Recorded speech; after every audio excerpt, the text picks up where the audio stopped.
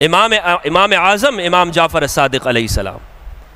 بعض حضرات وہ اس جملے کو سمجھ نہیں پاتے کہ کتنے بڑے امام تھے یہ.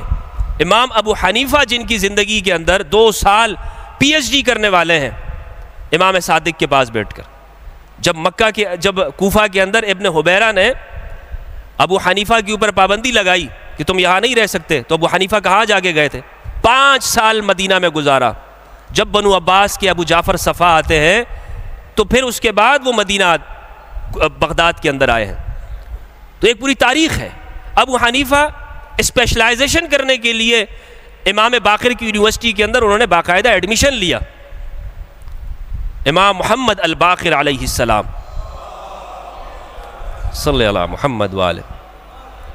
اور تعظیم خداوندی اس ایک جملے کے اندر سمجھیے گا دوستو کہ غیر اللہ کی تعظیم نہیں ہونی چاہیے، غیر اللہ کا اس کے سامنے کھڑے نہیں ہو سکتے. یہ توحید ایک جگہ پر بیان کی گئی. اور ایک توحید وہ ہے کہ جو ابو حنیفہ کی زبانی سمجھاتا ہوں، عرض کرتا ہوں، سمجھانے کا جملہ تو مجھے نہیں کہنا چاہیے، عرض کرتا ہوں میں.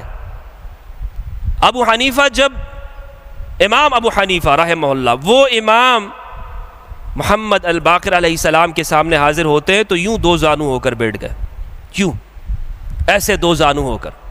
اور اس بات کو لکھا ہے مفتی اعظم مصر ابو زہرہ المصری نے ابو حنیفہ حیاتہ و عصرہ کے اندر ابو حنیفہ کی زندگی پر انہوں نے بڑی شاندار کتاب لکھی ہے.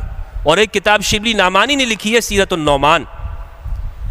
تو وہ کہتے ہیں ایسے بیٹھ گئے اور کہا کہ اے امام، آج مجھ پر ابو حنیفہ پر آپ کی تعظیم ایسے واجب ہے جیسے صحابہ کے اوپر رسول اللہ کی تعظیم واجب تھی.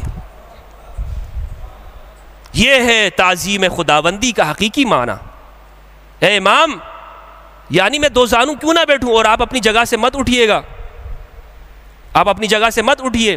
جیسے رسول کے زمانے میں صحابہ پر رسول کی عزت اور حرمت اور تقدس واجب تھا، ایسے ابو حنیفہ کے اوپر بھی محمد الباقر کی تقدس اور عظمت واجب ہے.